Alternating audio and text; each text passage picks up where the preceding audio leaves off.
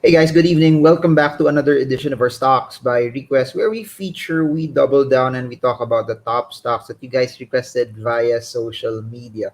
So in this video, we're gonna talk about Metrobank, APL, Dito, SM Prime, and we're gonna round everything up with what's happening on the PSEI. So if you guys are ready, comment below and let's go. But before I analyze the chart of Metrobank, I just want to note this, and this is something very interesting also to a lot of you guys who are interested in dividends, to a lot of you guys who like to make money off passive returns, of cash flow, because Metrobank just disclosed their earnings for 2020, and I just want to go through this, and I'll go through the dividends, then we're gonna go through the chart. But Metrobank's net income was at 13.8 billion pesos. Now, here's the thing. Please do note that a lot of companies last year got hit. A lot of banks also got hit as well. But that being said, based on Metrobank, based on Metrobank's last disclosure, they normally would give out dividends, no, on a yearly basis. And from the last dividend disclosure that they gave, I believe it was around 1 peso per share from their last dividends. So if you look at their, just checking their dividend history, over the past few years, 2020, 2019, 2018, 2017, 2016, 2015, 2014, 2013, 2012, 2011, they gave around 1 peso dividend, cash dividend, for the past years. From 2011 all the way to 2020, it has always been 1 peso.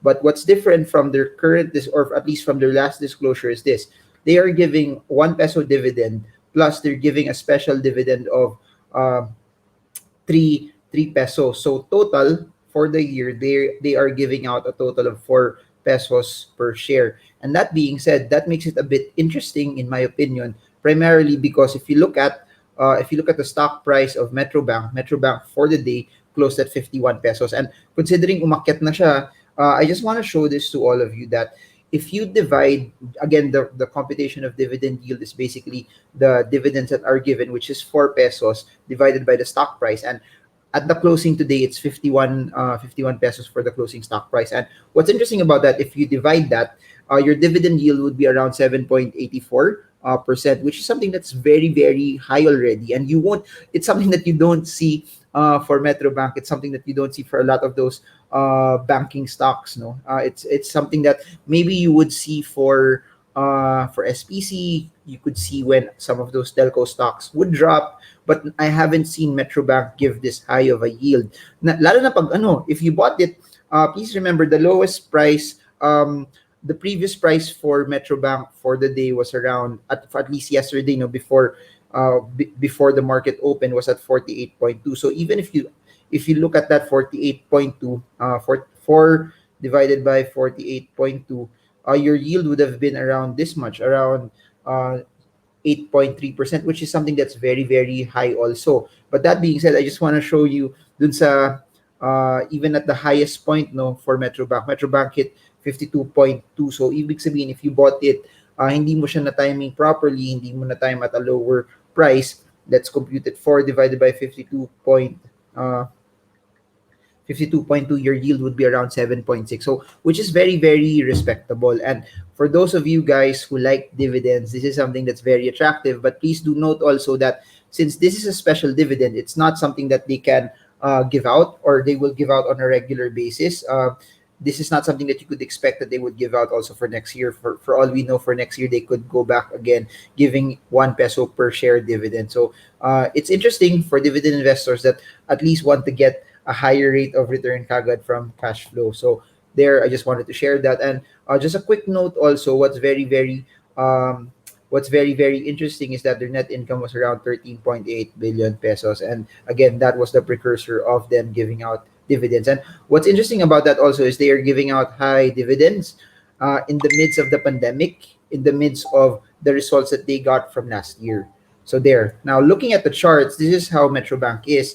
As you can see right now, it's currently still sideways. As you can see also right now, the news that we saw made it jump. No, this was the price of Metrobank from yesterday, 48.2. But upon disclosure, I think that's one of the major reasons why it moved that high. And if you look at it from this perspective, value turnover for at least Metrobank was 937 million. But not just that, the push up was 5.81%.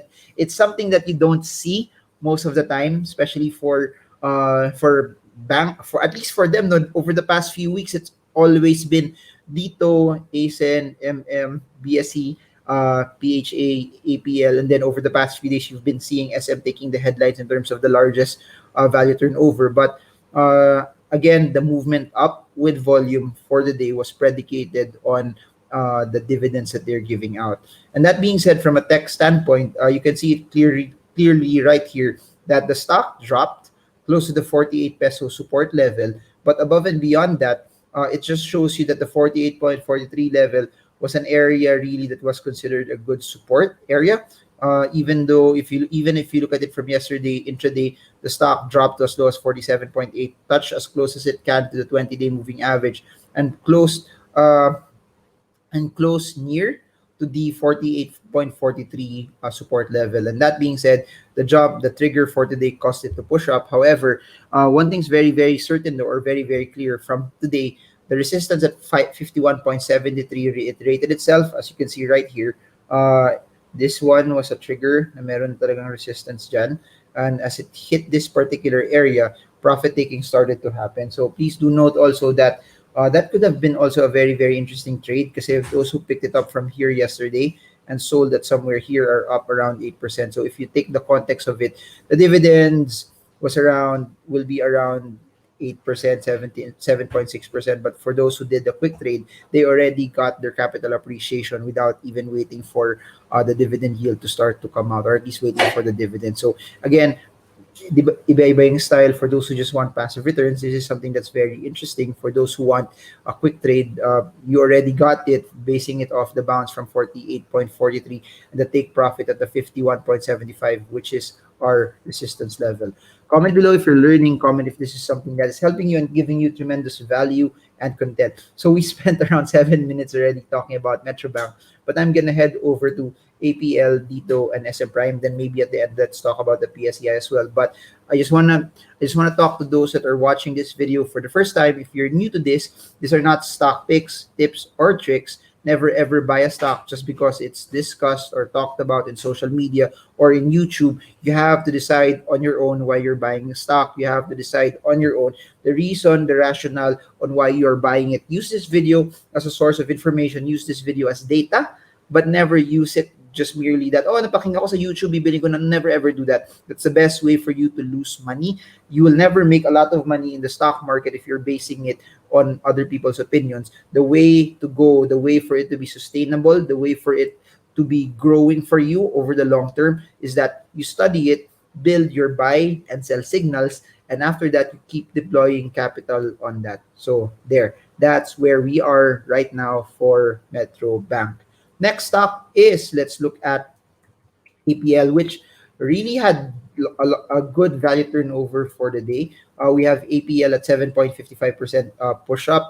Then it closed at 0.2850. Value turnover strong and solid at 816 million pesos. So based on what we're seeing today, it's so interesting that it's forming still the rounding bottom pattern that we plotted over the past days. And it's the second day also right now that it's trying to break past the 0.253 level. It's also confirming a break from the 20-day moving average. So two things, two green candlesticks, two bullish candlesticks breaking past the 20-day moving average, two green candlesticks also breaking past the 0.25 resistance level, confirming at least second day that it's holding above this level. So current things to watch out for is over the next few days, watch out if this support level will hold. If it holds the current trajectory of where it could go, is it could try to attack the next possible resistance level. And based on what we talked about, we see it at around the 0.44 level, which is the strongest one. But for the short term, just in case you want to know also, we have a short term resistance at the 0.34 level. So 0.34, there could be some selling at that area, but the main resistance for APL is at the 0.44 level. Just to note also that RSI right now is currently going already towards overbought levels, but it doesn't mean that it's a sell signal already because we have not seen a cross down yet for the RSI. Anyways, let's look at Dito. Dito right now third in value turnover for the day, closed at 17.78, value turnover at 430 million, unchanged, but it's further showing us no one, two, three, four, five, fifth day showing that the 17.83 level is looking like a level of resistance. It's looking like that it's consolidating already at this particular point in time. So if you'll allow me to zoom in, you will see this.